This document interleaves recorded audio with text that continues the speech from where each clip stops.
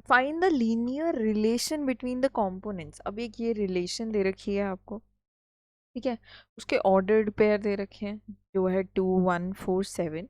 आपको क्या बताना है कि इनके बीच की लीनियर रिलेशन क्या है। लीनियर रिलेशन का मतलब समझते हो? Linear means straight line. Straight line की इक्वेशन क्या होती है? कुछ ऐसी जहाँ ए और बी कांस्टेंट होते हैं, एक्स और वाई क्या हो जाते हैं आपके, वेरिएबल हो जाते हैं, ठीक है। तो ये क्या हो गई, लिनियरिटी हो गई। लिनियरिटी का मतलब है कि इस इक्वेशन को जब मैं ग्राफ पे प्लॉट करूंगी तो it will come out to be some random straight line, ठीक है।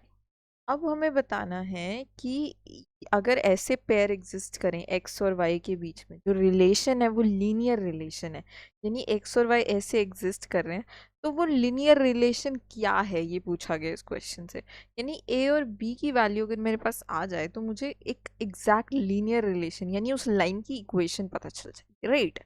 अब वो कैसे करेंगे, देखो ये एक्स और वाई की वैल्यूज हैं, राइट। तो यही वैल्यूज पुट करो, ठीक है। पहला जो ऑर्डर्ड पेयर दे रखा है उसमें y की वैल्यू 1 है, x की 2 है, प्लस इसको मान लेते हैं इक्वेशन नंबर 1। दूसरी करते हैं, उसमें y की वैल्यू 7 है, इज इक्वल टू कितना है, 4a प्लस b, ठीक है। इसको मान लेते हैं इक्वेशन 2।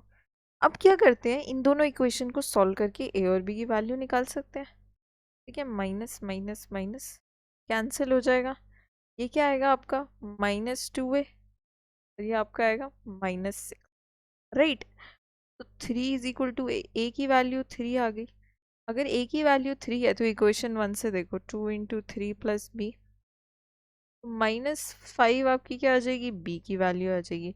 अब इस ए और बी की वैल्यू को इस इक्वेशन में डालो, that will give you 5 is equal to 3x minus 5। तो y is equal to 3x minus 5 आपकी उस लाइन की इक्वेशन बन जाएगी जो इन सारे पॉइंट्स को सेटिस्फाई करेगी। तो ये इस, तो यानी कि हमें वो रिलेशन मिल गया जिस रिलेशन से x और y रिलेटेड है, यही आपको फाइंड आउट करना था इस क्वेश्चन में।